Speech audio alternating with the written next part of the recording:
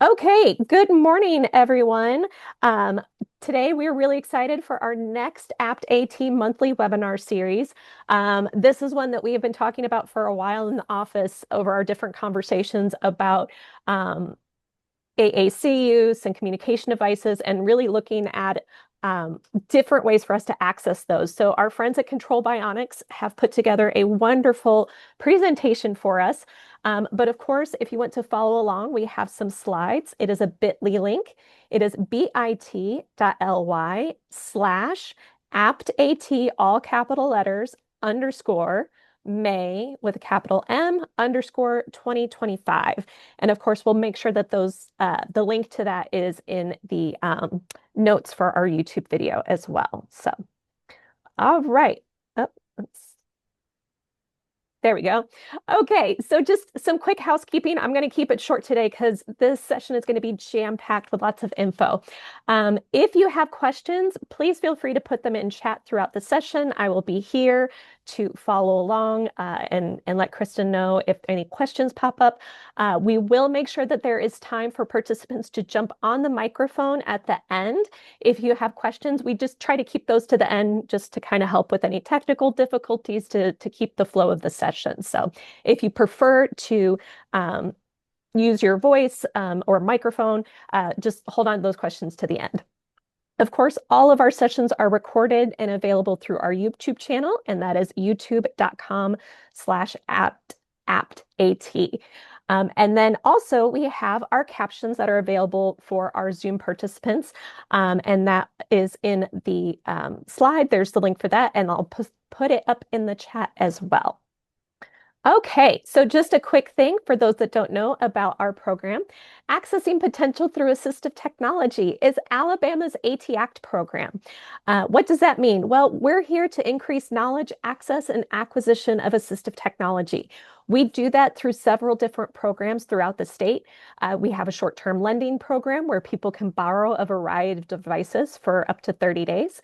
We have a reuse program where people can take gently used durable medical equipment and for their own personal use, free of charge.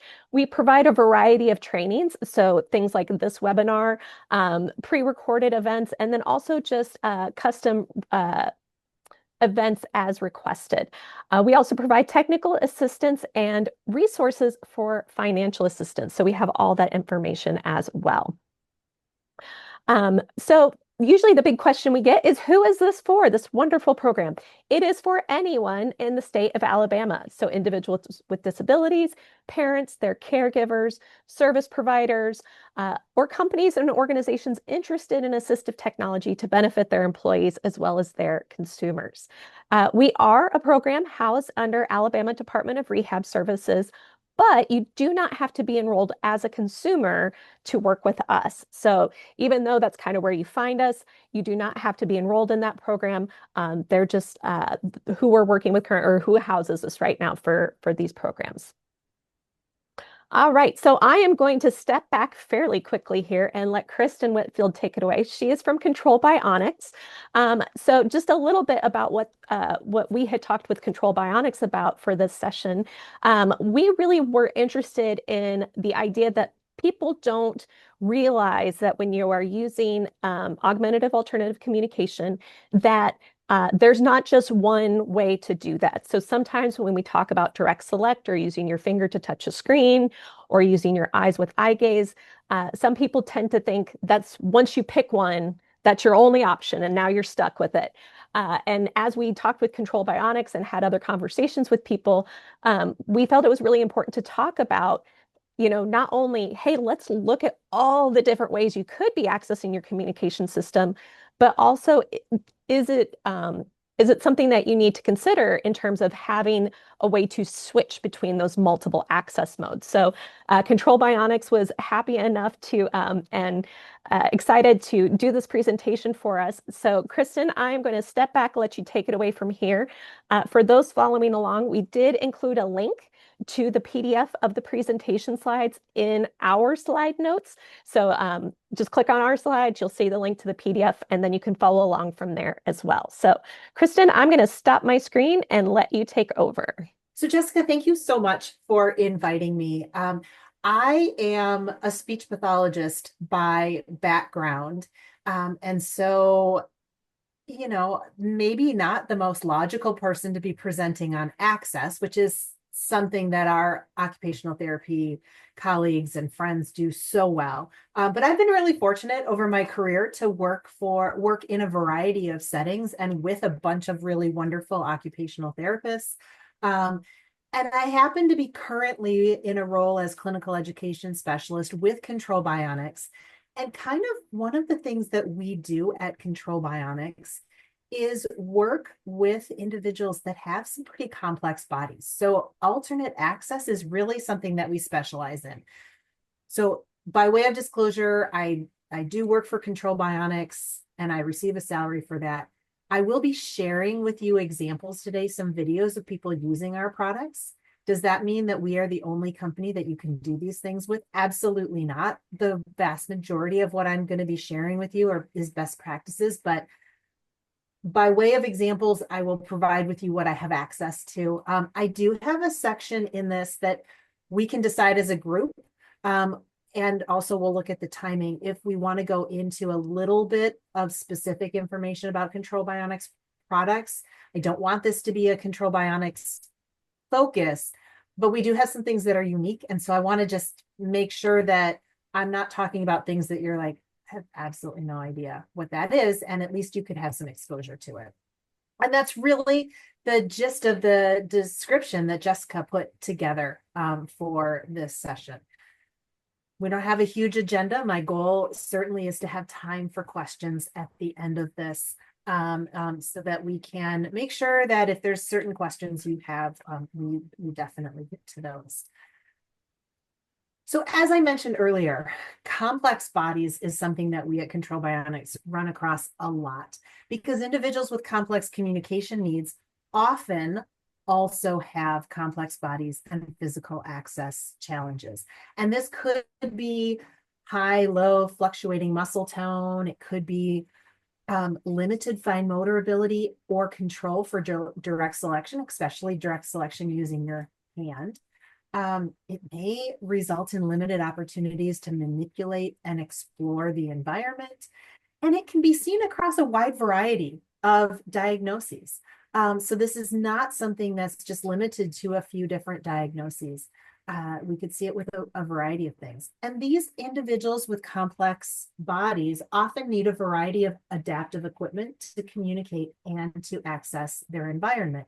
And in order to communicate and access their environment with this adaptive equipment, they may need to use, as Jessica mentioned earlier, different forms of access. And so before I go much further, I'm actually going to pull up the chat window.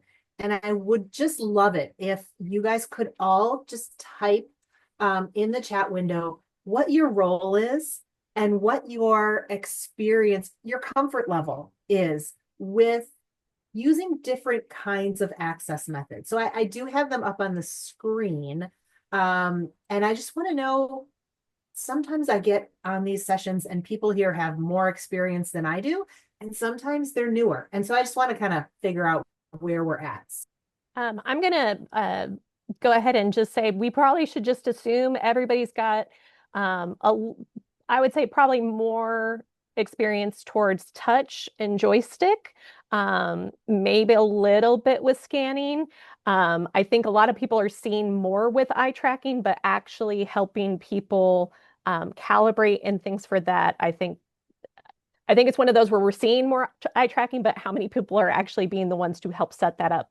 Maybe not as much. Got it. Okay, no, that's perfect. All right. Then I will close this little chat window for now and just go into the fact that there are kind of two general categories for access: direct selection and indirect selection. And direct selection is kind of what it sounds like. I am going to pick something with a single movement, whether that's touch, maybe it's a laser pointer, especially if I'm using a low-tech communication board. Maybe it's head pointing, and these two devices here in the middle, this is a tracker, a head tracker, and this is the glass house. And they both work in the same way. They're measuring the movement of a kind of a something that's on your forehead or on this what kind of looks like glasses, and it moves the cursor across the screen. Of course, then there's also eye tracking, which we think of as kind of a high-tech, fancy means of access, but the beauty of it is that it's direct selection. When it's calibrated correctly, you look at one thing and it picks that. It can be a very fast, effective, efficient means of access. Indirect selection tends to be a little less quick, a little less efficient. Using a joystick is probably more efficient of the several indirect selection options. Scanning, whether it's using a physical button that you're touching, and these exist in lots of different formats, or using a wireless sensor that operates based on the electrical activity of muscle movement. That's EMG technology in our neuronode, or spatial movement, like just the change in the position in space. That can be used with scanning, which is basically offering choices on the screen in order to make a selection. So oftentimes we look at these as direct selection good, indirect selection last choice. But I wanted to focus for just a couple minutes on three of these different types of access to really say it's not A or B kind of scenario. There are questions that we need to ask with all of them. And as you'll see later in my examples, it certainly isn't a pick one and that's it, like Jessica mentioned. It is a maybe we need to consider different types of access for different times of the day, or for different applications. I'm focusing on augmentative communication, but we have individuals who maybe are able to use direct selection to play with an Xbox adapted controller because those movements can be big enough, but they might need to use scanning on their communication device because there's no way they'd ever be able to touch all the letters in the alphabet accurately. So as we go through these next few slides, we'll really focus on one of these access methods and just highlight a couple things about it. I'm going to start with the second bullet point here. Touch, direct selection by physically touching the screen and touching individual buttons is often seen as the easiest and most desired form of access because we often think it's the most natural. We touch things in our environment. Being able to touch a button seems like it is the fastest, but that's only if it's efficient and effective for communication. If I am someone who can spell and who can put complex sentences together, but physically I can only touch maybe 6 locations at a time, maybe 4 locations at a time, that's not going to be an efficient or effective way for me to communicate. And it's going to end up limiting me in what I can do across the day. In addition, touch just might not be feasible for individuals with complex bodies. Someone who's locked in because they've had a stroke, someone who has a degenerative condition, whether it's something that happens in childhood like spinal muscular atrophy or ALS later in life, certainly could be limiting. Even if we take into consideration this first bullet, that there are lots of adjustments that we can make in order to make touch more efficient and effective for individuals. It can be great, but it's not always the end all be all. Eye gaze, I think, has gotten a ton of attention, certainly since I started as a speech pathologist in 1995. So that's 30 years. I have seen the beginnings of eye gaze when it was it required a separate computer to function. And it was like $17,000 just for the eye gaze, let alone the communication device. I mean, we've come a long way, and we're now seeing eye gaze systems that really, while they're still utilizing the same infrared technology, reflecting off the cornea to track eye movement, it's become a lot more adaptable to individuals with different movement patterns. So a stable head position, yes, but we can see eye gaze working even for people who have some movement. Definitely have to have control over the eye movements, but we can see eye gaze moving even for people who have different conditions like maybe eyelid droop or um, needing to use glasses, things like that. Um, but still, eye gaze, even though it's a great form of direct selection, can be impacted by the individual's level of fatigue, by medication, by positioning. Maybe it works great when I'm up in my wheelchair, but I'm sidelying some of the day. What am I going to do with that? Droopy eyelids. It's called ptosis, but apparently I decided to go with the easier version of that. So droopy eyelids or lighting conditions certainly can impact that. The amount of windows. I have a gray day here, but when the sun is shining brightly, it certainly can impact what's the glare on the screen or the glare on my eyes or the glare on my eyeglasses that might then be seen as where my eye is moving. So it can be an issue, but a great option for some folks. Here's just a little demonstration of some eye gaze in action. Just Hello. you can see as it moves around the screen. Um, this is using How well. I'm having to wait are you? Hello, how are you? while it's making that sentence and making those choices. Switch scanning. Jessica said you probably have a little bit less experience with this. Communication software have many of them, and also iOS have switch scanning options, meaning that the communication software is going to offer the choices either one by one, that's called linear scanning. So at first go to magic wand, jump back, speak, clear, I is want, or in some sort of groups. So in this example, you'll see a group. This first column is going to be highlighted, then the next column will be highlighted. If I pick a column, it will go individually through those items. That's just designed to speed things up a little bit, but it also requires me to make two attempts or two hits of my switch, two touches of my switch. And so that is a consideration to make, whether we want to go for a little bit more efficiency and have multiple activations, or whether we really have to limit the number of switch activations and have it be a little bit slower.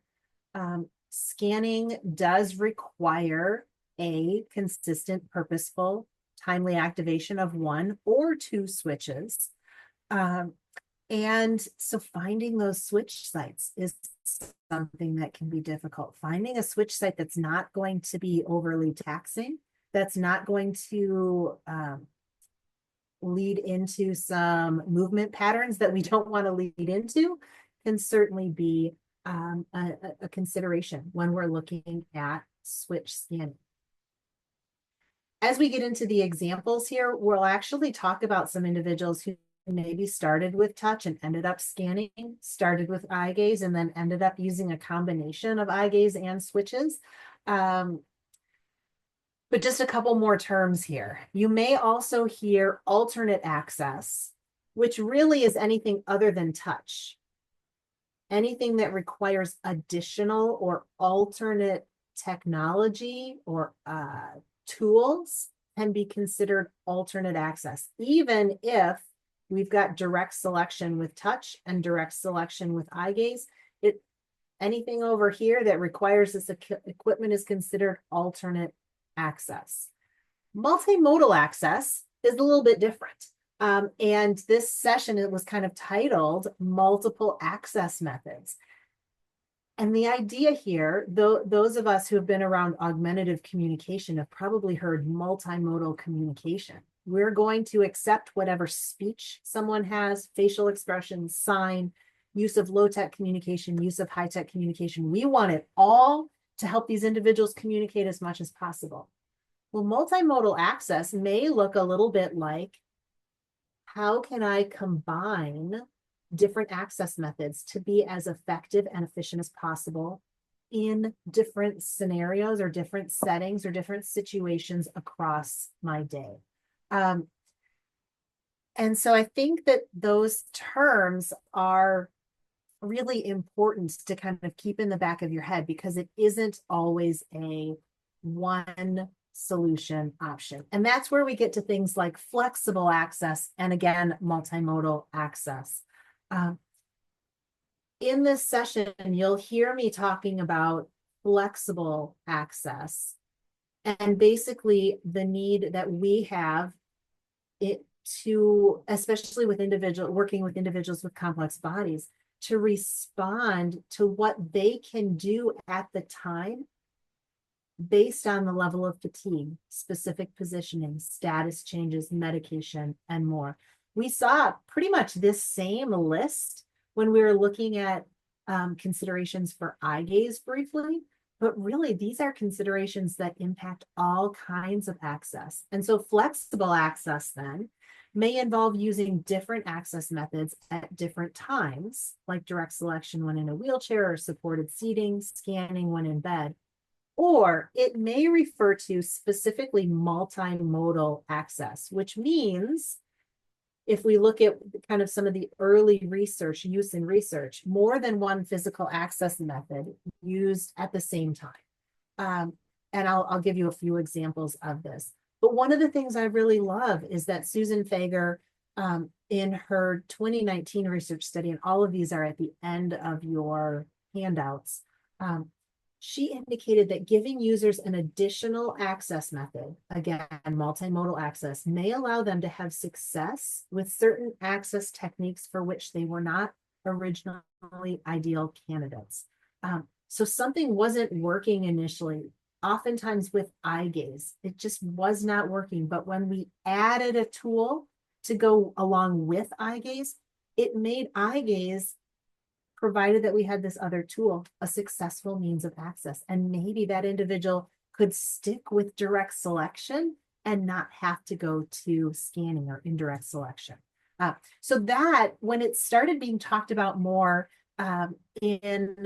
it certainly wasn't only in 2019, it happened before then, but really starting to see this concept of how can we be more flexible with our access started opening doors to more individuals to be successful. I have a section in here on research, and I don't intend to spend a ton of time, but I think it's really important that we know that there is a research base on some of the things that we're looking at in augmentative communication, and in this case, in relating to access specifically, that there is some knowledge base, some research base, but also there's some things that are missing.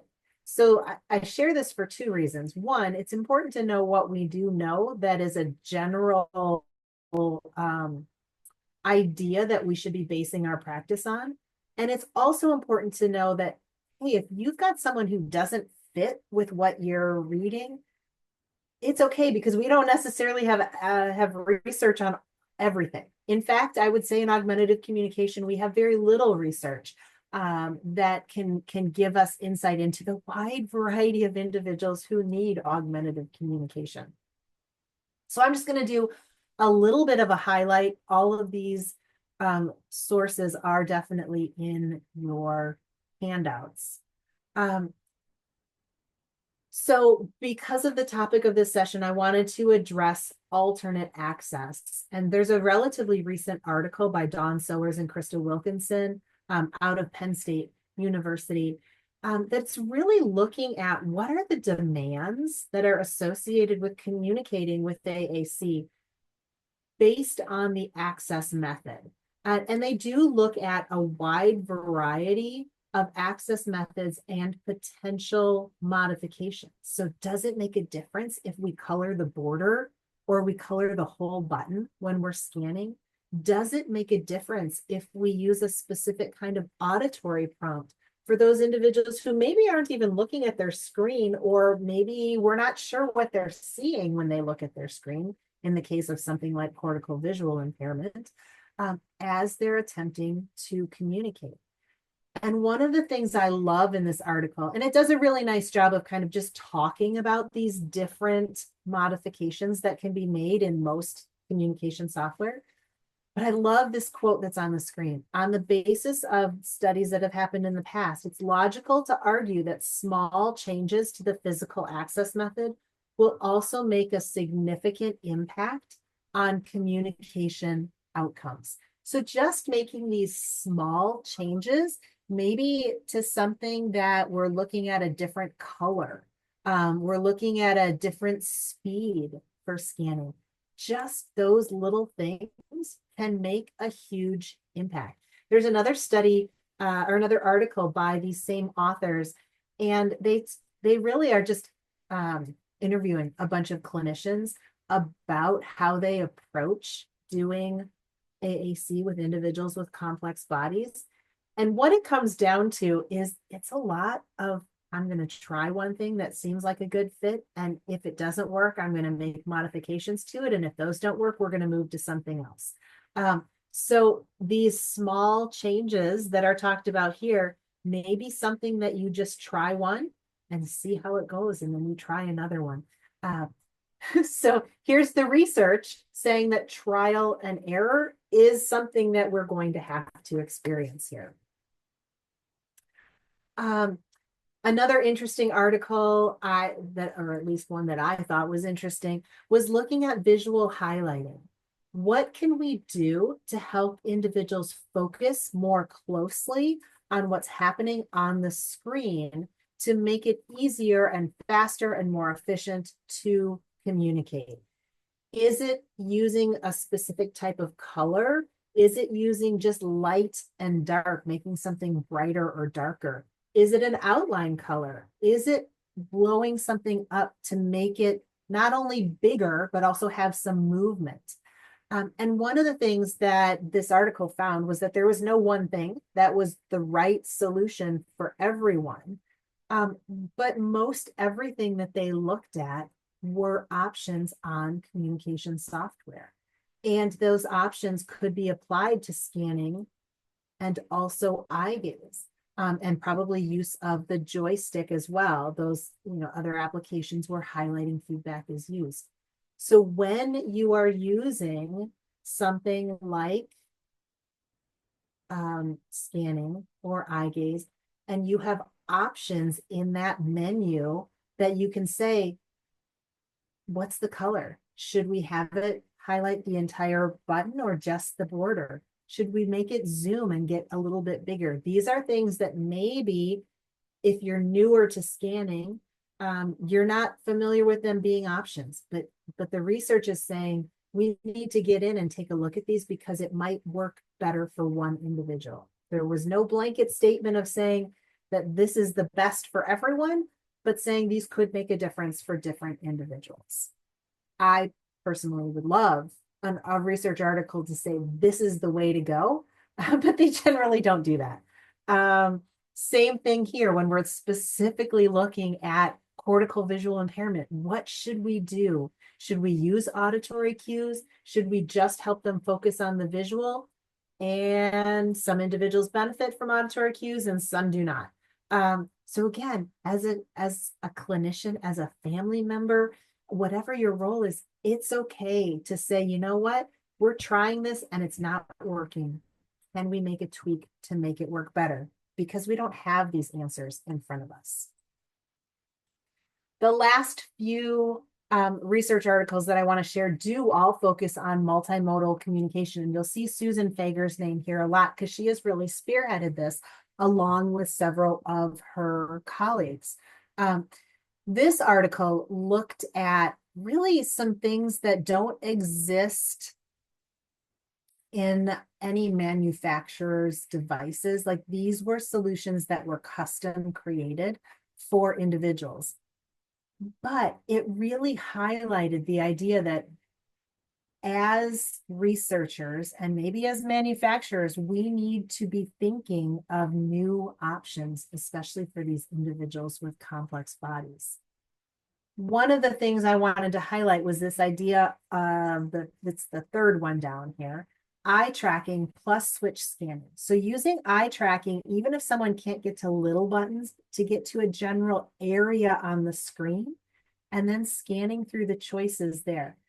That seems to me to be a great option to kind of narrow down what I have to scan through and maybe make it faster to get to what I'm trying to do. So some grad students at Penn State University again looked at that exact same question, and they had a system that they worked on or worked with that would allow the individual to eye gaze to a general area on the screen and then have it scanned to the specific items in that area. And their findings were that yes, it did actually help to make it a little bit faster for these individuals to communicate, and perhaps a little bit easier for them to communicate. Now, I haven't seen anything since this attempt. I haven't seen anything commercially available, but nice to see that there are some people thinking about using a couple different access methods at the same time. And that's really where this next option comes in. And I will give you the disclaimer up front. This is specifically using Control Bionics equipment, and Lester Lowe, who did this study, was a student intern at the time. So this was part of his thesis for his biomedical engineering degree, but he was working as an intern with Control Bionics at the time. So basically he said, what's the benefit, or is there any benefit of using eye gaze to look at what I want on my screen, and then a switch, in particular an EMG switch, to make the selection, over simply using eye gaze by itself? So not exactly the same scenario as the eye gaze plus scanning, but eye gaze to look and a switch to select. So we're still combining two access methods, really. Is there a benefit? And what he found was that with his study, eye gaze plus the switch was faster than eye gaze plus, well, 47% faster. Again, I'll leave it to you to decide if, we should say that it's that much faster, or just get the idea that it could be faster for different individuals. He didn't find much of a difference in accuracy between the two conditions, which I sometimes get feedback from individuals that say they are more accurate because they're not getting mistaken letters as they look across the screen and maybe just dwell for a second too long on one, and then it selects it, and then they have to go back and fix it. That didn't happen much in the study, but we do hear from individuals that it happens to them in real life. And then qualitatively, there were a bunch of people, or on most, I should say, on most of the qualitative measures, people did think that it was less stressful to use, that it was more efficient to use, that it was going to be less tiring to use, the combination of eye gaze plus the neuronode. So this is what we're going to see a couple of examples of as we get into those case studies, which we'll get started on those right now. So my goal here was to show you just a variety of different individuals with different diagnoses and different ages. This is the story of Jack. Jack was 14 at the time with a diagnosis of spinal muscular atrophy. And he, at the beginning of this, was using the TD Snap software on his iPad. It was specifically an iPad mini to kind of reduce the amount of movement that he needed in order to make selections. But the team realized that given the degenerative nature of his condition, and also given the fact that as a teenager, he might need to be communicating at times when he wasn't necessarily upright in his and positioned well in his wheelchair, that they wanted some alternatives. They looked at eye gaze with a variety of different camera systems, and Jack didn't feel like he could calibrate them successfully, and his accuracy was pretty inconsistent. So the next option was to look at scanning.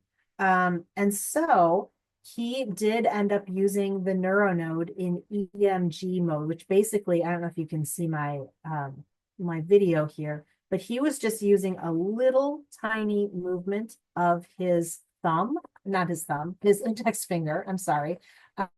He was flexing his index finger, and then the neuronode was positioned on his arm, and basically the electrical activity that's created when this muscle is that's utilized in flexing the finger is moved, the neuronode would pick that up, and every time he'd make that movement, it would then register as a switch. So the device was scanning for him, which was great because when he was laying in bed, when he was laying on the couch, this gave him another option for communicating.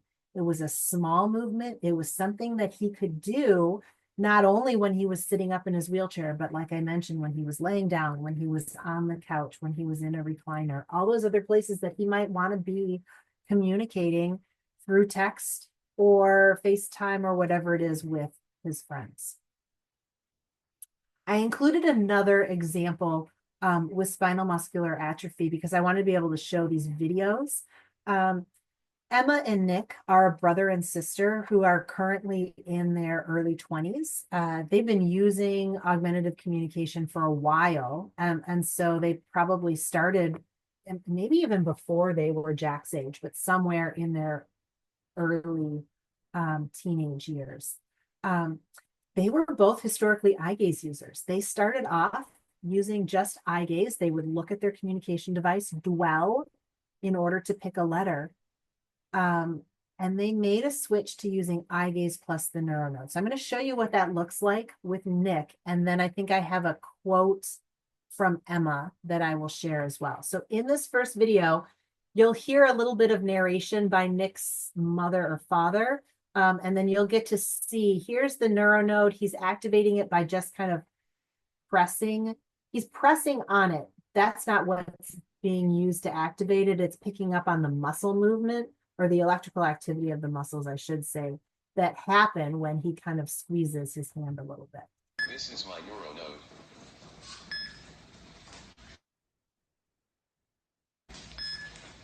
So he's using this as a clicker, the neuronode, and he's using eye gaze to talk.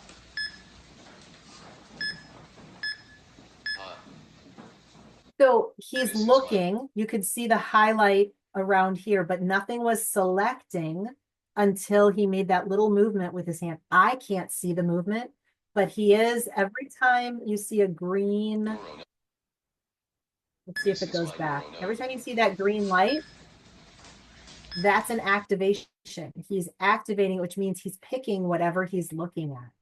So for him, he wasn't having to look at any given location for as long of a period of time. And it was actually something that was more, that was less tiring for him. So he's using eye gaze plus the neuronode here. In this video, and I'm going to skip through, I just need to take a look and see what time I'm supposed to start this at. I'm going to skip a little bit of this and show you that he actually uses the same thing to play the Xbox, and he's just doing scanning. Play the Xbox here. Oops, sorry. Xbox adaptive controller. Let me skip a little bit, and then I'll stop talking so you can listen to what's happening here.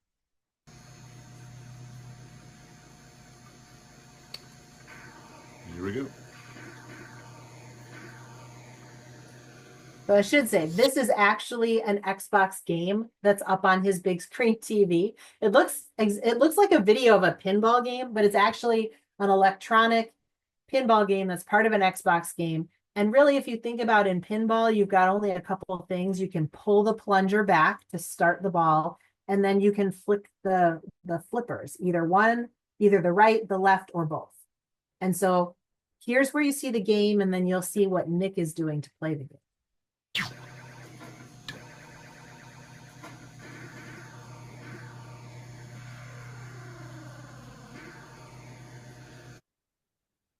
So I silenced the audio. So now we're going to flip over and take a look at what Nick is listening to. He's got his neuronode here, and he has a very simple program here that's saying, hey, right now, because there's a ball already going, all you need to do is flick your flippers. And so he is using his neuronode to select that whenever it gets to the ball coming down close to those flippers. If he needed to use the plunger to let a new ball go, that choice would be on the screen as well, and he would pick between the two of them. It's scanning from one choice to another. I want to stop for a hot second here, if that's okay, because Of course. there's something really interesting for those that are not familiar or maybe are used to seeing an eye gaze user. When we talk about dwell and how we're selecting, um, I find that that's one of the hardest things for new eye gaze users is trying to figure out how long do I have to stare at the thing that I want it to select. And you can, like you mentioned earlier, you can adjust the settings for that to be, half a second, 1 second, more seconds, depending on how long. But to see an eye gaze user go that fast through his selections on that first video just absolutely floored me. And it makes sense because most of us, when we are looking at things, we don't stare at something that long. We look at it really quick and then we move on with our day kind of thing. So this was absolutely fascinating to see how fast he was able to make those selections because he wasn't having to dwell or continue staring at it. So that was really cool. I just wanted to point that out to people. So again, we can always adjust dwell, but if dwell is taking too long or it's really frustrating, this might be the option. I do have a question, and this may be a later question, or you can email me later. The software that he is using on his device that is allowing him to scan his button options, what is that? Because that's fascinating So, to me, and it's a whole other conversation about adaptive gaming, but yes, yes. So this is an application called Cosmos Connect, and it is okay. something So this is the Bionics. Cosmos Connect. Okay, that's what I thought it was, but I just wanted to verify. Cool. So this is the Cosmos Connect. It's used. I have little notes here. I can't see where his Xbox adaptive controller It was is. behind him. I saw it in the video. It was behind him. Yeah. So he's got this adaptive controller, and certain functions from the adaptive controller are being brought into this little box here that's kind of by his waist. And then that box is connected to it's on his communication device, but it is the Cosmos Connect software. Very cool. All right. And like I said, that's a whole other conversation. And also the fact that he's using his device sideways, like there's lots of different interesting things here. Just seeing all the differences and the adaptations that are going into Nick being able to communicate and also Nick being able to play games. Absolutely. Yeah. Spots it I down. have a quote from his sister. This is Emma. I think she's like a year or two younger than Nick. But she said, I no longer get tired because I use the neuronode to select what I want instantly. So this goes to Jessica's comment about the speed, being able to make whatever that movement is to make a selection with the neuronode in conjunction with eye gaze. But I would encourage you guys to the next time you try eye gaze, see what you're doing. I find myself staring intently when I do eye gaze, and it's tiring. And we probably only use eye gaze for a short period of time, but we do use our computer probably for a longer period of time during the day. And we all know about the fatigue, the eye fatigue, the screen fatigue, looking away, doing something else every, X number of minutes, and helping to keep your eyes healthy with that. Well, think about someone who's using eye gaze for communication throughout their day, even, for 5 minutes at a time, for 10 minutes at a time, but over the course of the day, anything we can do to help prevent or reduce that fatigue could be huge. All right, let's see a different application of this. So this is Mason. Mason is 9. He has cerebral palsy and cortical visual impairment. So in this video clip, you are actually not going to see him looking at you're not going to see the device. I think it's positioned kind of in front of him, and this is what his screen looks like. We are really just getting him started, seeing if he can get the idea of listening for what he wants and then making a movement. So his neuronode is not paying attention to the electrical activity. It's simply looking for a change in the position in space. Now, here's why this is really cool, because for Mason, normally we'd have a switch and we'd probably try and place that switch right near where his arm is moving. And that's okay now that he's sitting in this little chair, but what if he's laying on the floor? What if he's in a different chair? With the neuronode, we don't have to get him to move his arm to a particular location. He just has to move his arm. And that movement will trigger the switch. So that's what you're going to be watching for in the video. You're going to hear the clinician doing the partner-assisted scanning in conjunction with what's happening on the screen. And then you'll see him move his arm when it gets to the one he wants. You can also see his facial expression as he's anticipating what he wants. And I'm going to do my best to not make us listen to Baby Shark because it will be stuck in our heads for the rest of the day. Oh, okay, it's going to go again. Frozen. Moana. Mickey. Baby Shark. There you go. So you could tell he was anticipating the one that he wanted. And his movement was kind of a whole body movement, but we were able to use that. And I stopped it before you heard it actually did pick Baby Shark and started to sing that song. But he was able to use it to make the choice that he wanted to. So yes, it looked like a whole big body movement, but just that initial movement was enough to activate his switch. And we could make some adjustments within the software if it was, too big of a movement, or if we sometimes activated it twice, we could make all those adjustments, but it was able to give him a way, regardless of what position he was in, to be able to start communicating. And his mom gave us this great quote. This type of independence has Mason ecstatic. It's such an amazing opportunity and can give us the chance to better understand his wants and needs and likes and dislikes, well beyond what kind of music that he wants to listen to. So this was just kind of a getting started moment, but his mom could see that it could be something that would allow him to make more of the choices and be more expressive about what he liked.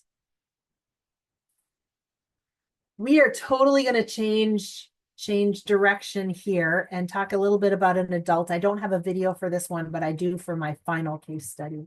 But with Xavier, so Xavier is an adult. When I worked in a clinic in Chicago, I saw a ton of adults with cerebral palsy who had pretty much just figured out how to make their bodies work for them.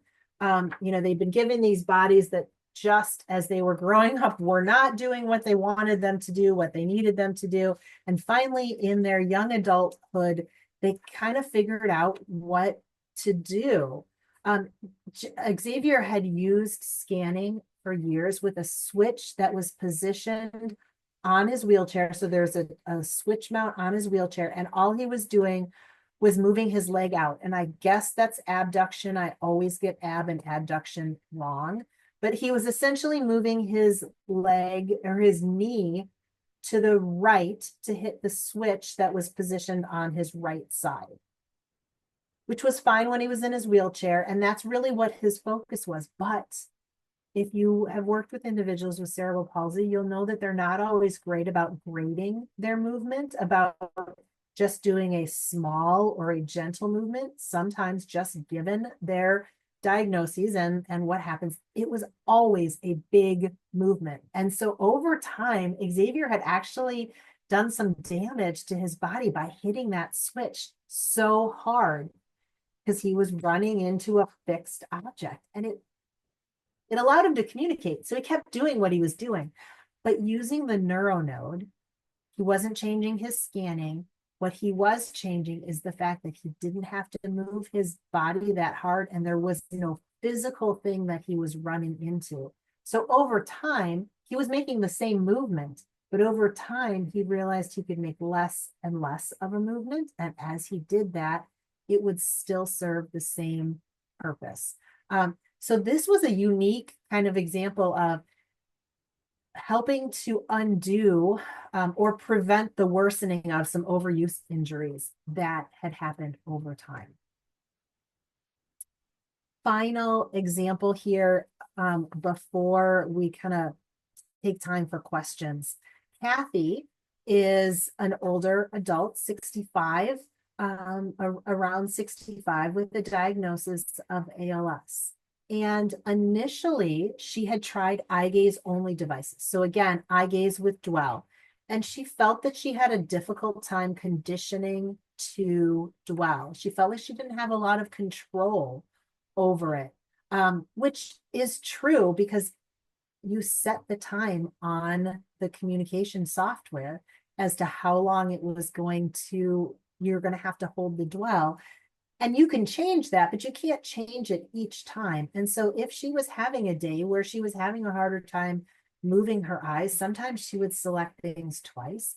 Or if she was having some eyelid drooping, and you can kind of see in her in this picture where that was maybe something that she was running into.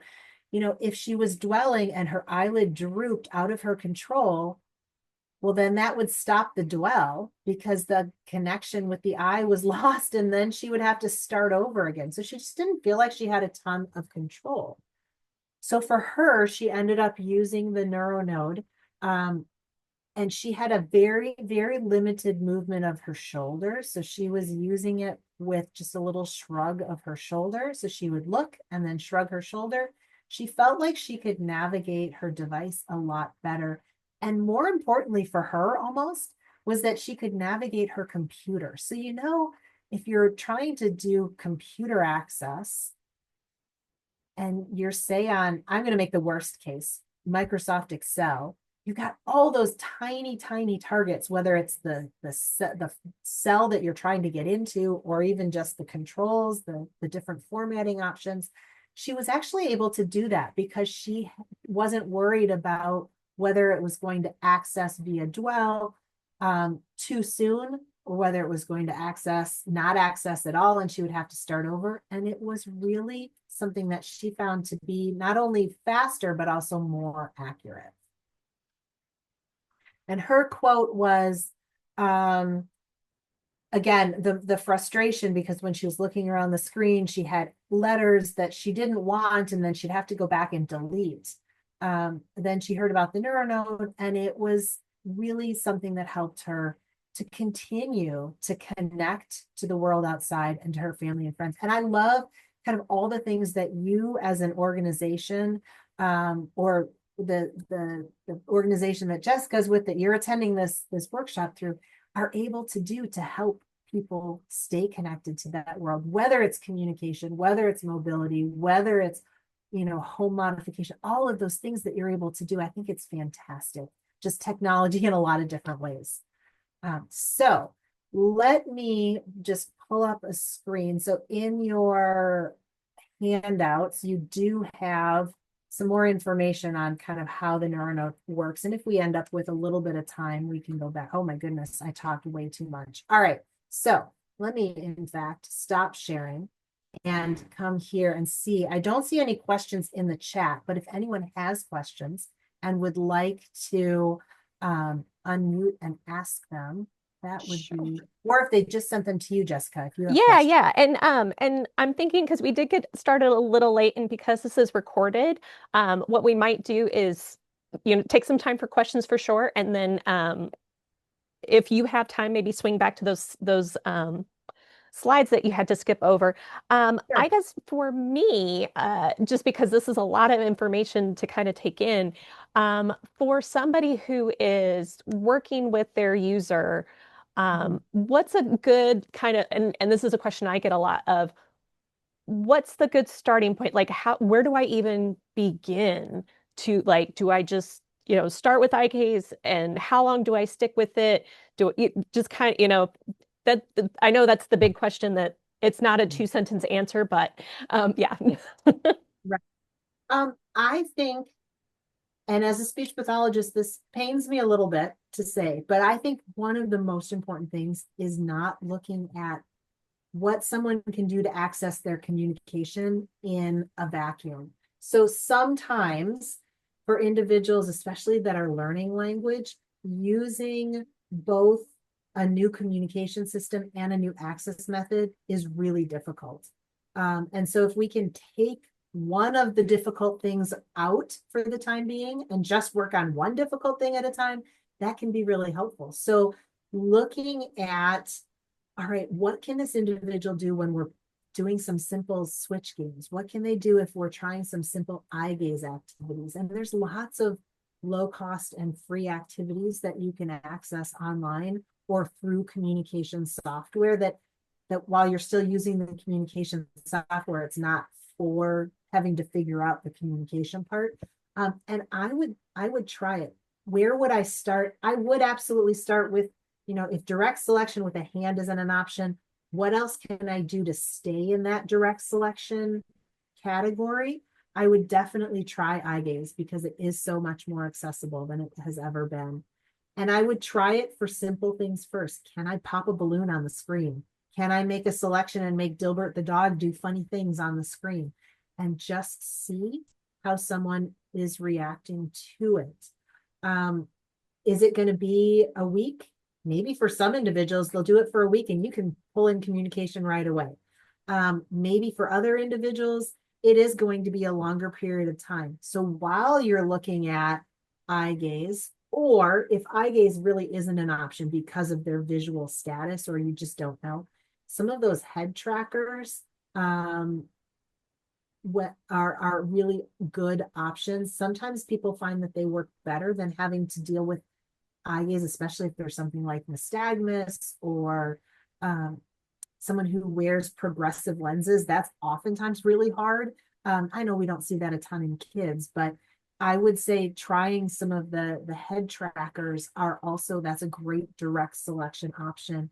And you can see in the first, half a dozen times that you're presenting it to someone, are we getting there? Are they starting to see that when they move and they pause, it makes a difference? Are they starting to see that they can move their head across it and get their favorite one?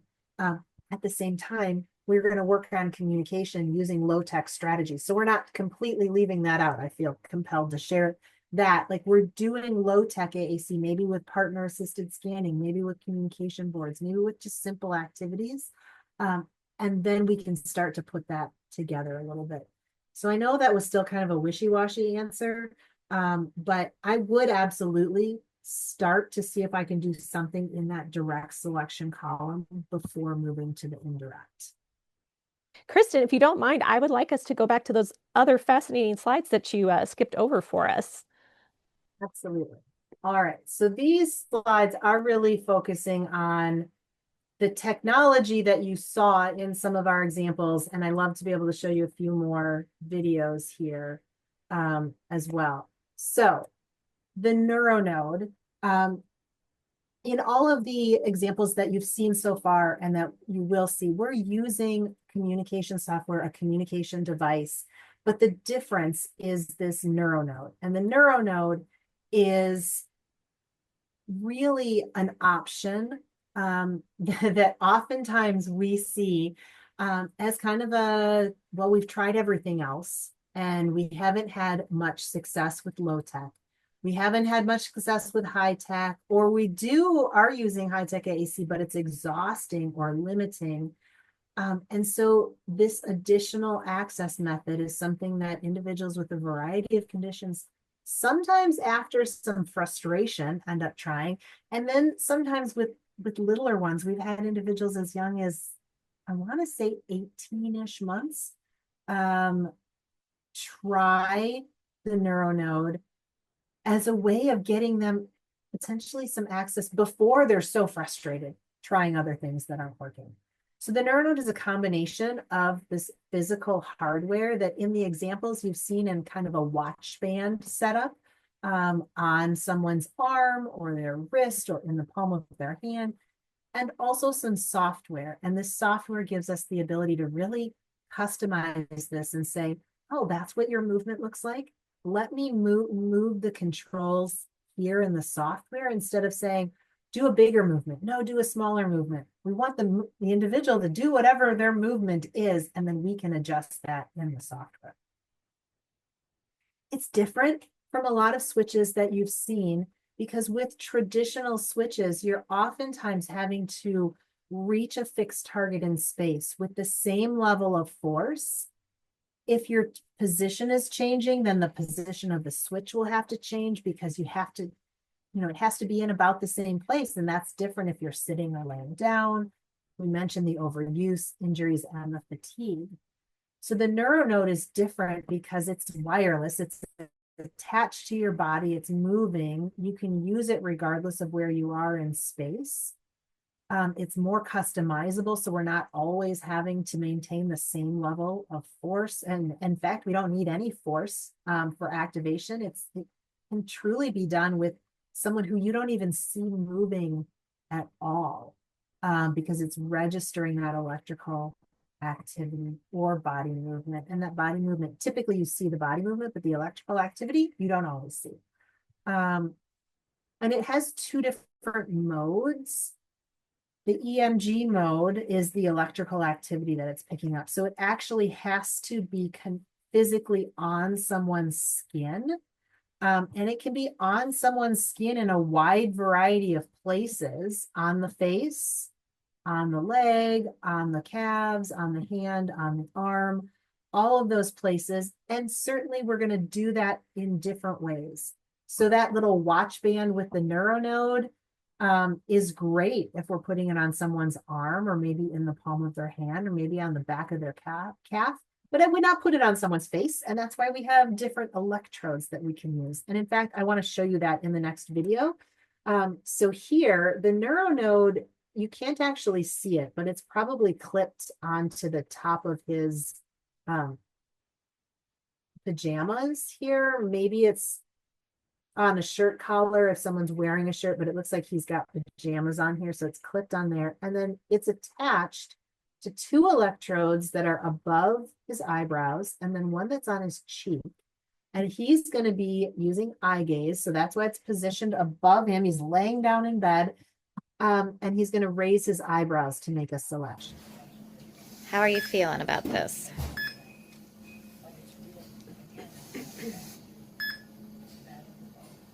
Better.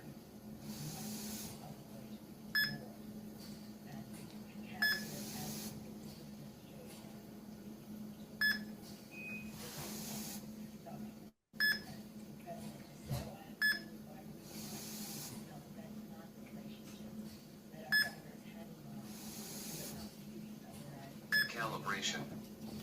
So I know it's hard to see what he's actually looking at, because I think there is a highlight box around what he's looking at, but with just the resolution of the screen in the video, you can't tell. But he's looking around, and then when he lifts his eyebrows up, that's when you would see it turn totally orange. And he was able to use that to say better. He feels better about it because of the calibration. So it's calibrated better. He feels more successful with that. I want to show you a slightly different variation here where he's using his quad muscles. So it is in the band. Sorry, I can't get to it without triggering the little player screen to come up. But it's on his right leg. And we're still in EMG mode. So you're not going to see a ton of movement, but he's actually just contracting his quads. And the electrical activity is being picked up by the neuronode, and he's still using eye gaze plus the neuron. So let's see what this is. Kelly is awesome. This is an excellent day. So you didn't get to see a whole lot there, but he was just selecting the speak button. He had created all of that just using his keyboard. I mentioned Dilbert the dog earlier. I think I just called him Dilbert. And when you pick an action, it would make something fun happen on the screen. So I will show you this. This is another young boy who's got here's the neuronode. It's just attached to his hat. We want to keep this close, even though he's got sensors, he's got electrodes above his eyebrows that you're not seeing. He is scanning. So we'll see, you can kind of see right now, the sausage is being scanned right now. It's slowly moving through. The next thing it will do is go to the cloud, I think. I think it's going to rain actually, I'm not sure what that second one is. Then the ball, then the bone. And we'll see as he's scanning what he can select.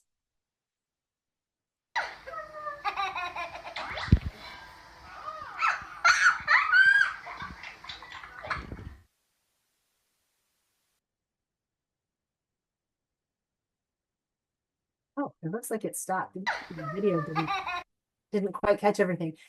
So you didn't see it scan very far. He moved his eyebrows and picked the very first one. And then he's just watching that activity play out. I thought there was another activation here later on in the video, but it does not look like it. Here's just, I won't show this video, but another placement here. This is another little one. And this is finger flexion. He's got that finger up and just moving a very little. The alternative to that is spatial mode. For individuals who don't want anything on their skin, maybe they're sensitive, or maybe they don't have a great the ability to pick up the electrical activity very well. Sometimes there's a lot of interference with other medical devices. And so we wanted an alternative. And so the spatial mode is using the change in position and space in order to make the switch. And again, I know I've said this before, but I wanted to stress it's really wherever my body is. So if I have someone who has some big reflexive movements and my arms aren't always in the same place, if I can make that other movement, regardless of where my arms are, I can actually still use my neuronode as a switch in order to communicate. Lots of different places that I can position it with either the band or sometimes we use different tools to help us position. So this gentleman is using it, he's just moving his knee up and down, and he's actually using it in conjunction with eye gaze. So he's moving he's just kind of raising his heel. I think we'll do a lot with toe taps, but here he's raising his heel. And then when it flips around, you'll see that he's just using eye gaze and with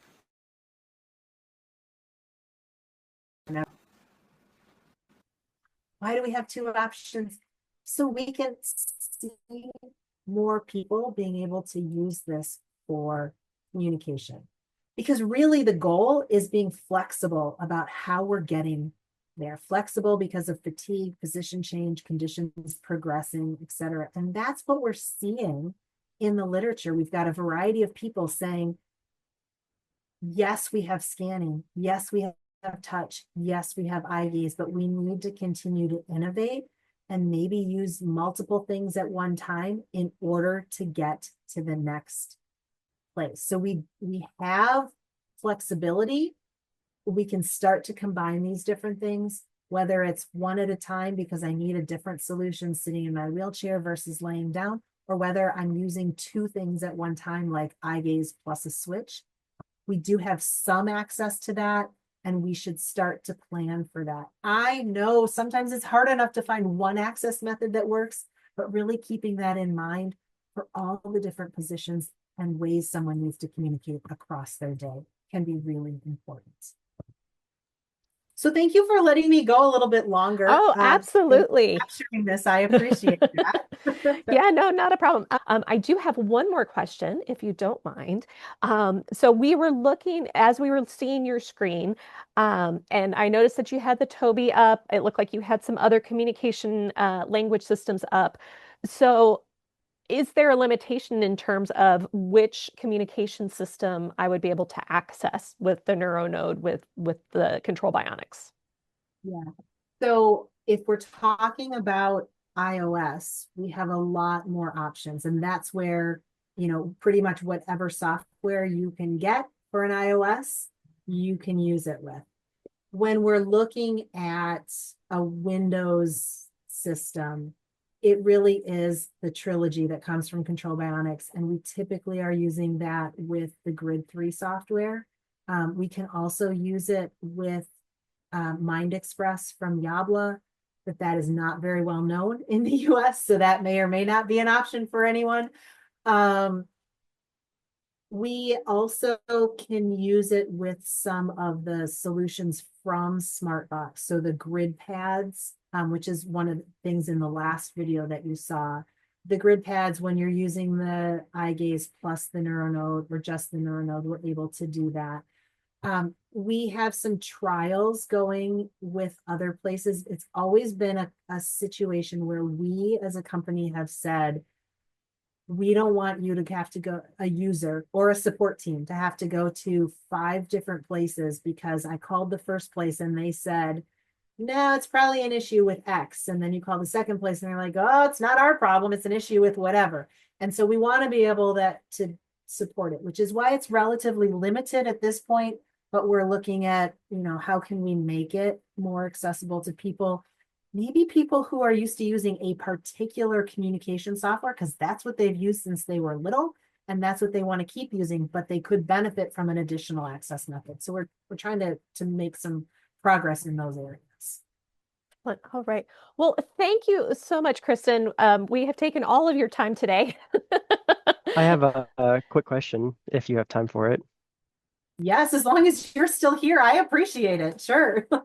So I was looking on your website and I was reading about your products, and it says that you have a neurostrip, which was really intriguing to me, and I was wondering, how does the neuronode and the neurostrip compare with each other? Yeah. So the neurostrip isn't really available right now as a communication device access. It is something that we are working on. In fact, it's still in kind of beta formats, working with more for a neuro education rehabilitation function. So the neurostrip itself kind of is a very small form factor. It looks like a slightly larger Band-Aid, maybe. And it has the same EMG technology in it, and it can have the same spatial technology in it. So the technology is the same. The idea with the smaller form factor is that it can go in more places. And if you're looking at like sports medicine, sports rehab, it's not going to be as bulky. And so it's going to be able to be used in a more realistic way to help people with certain rehab or sports performance kinds of activities. I see. So it's not really a communication tool or an access for communication tool right now. Could it be in the future? We all are hoping that it will get there in the future because the functionality would be the same. It would just be positionable in different places or maybe more easily in certain situations. Well, I am going to have to wrap us up today. I think, Kristen, you gave us your contact information on the slide, so hopefully everybody will have lots more questions for you. I did put our feedback survey link in the chat. We'll also have that in our webinar notes on the YouTube channel. What's next? We are going to take the summer off a little bit because APTAT will be on the road at AETC as well as Mega. So we'll be at both of those educational conferences as well as some other events. So please follow our newsletter. But I also want to make sure that we let everybody know that AT Alabama, our statewide assistive technology conference, is happening this fall in September. So please come join us in Birmingham. We'll be at the BJCC Center, or BJCC, which is our convention center. And you can get that information at atalabama.org. So again, thank you, Kristen. Thank you, everybody. And we will see you in August. Thank you. Have a great day. Thank you. Bye-bye. Bye.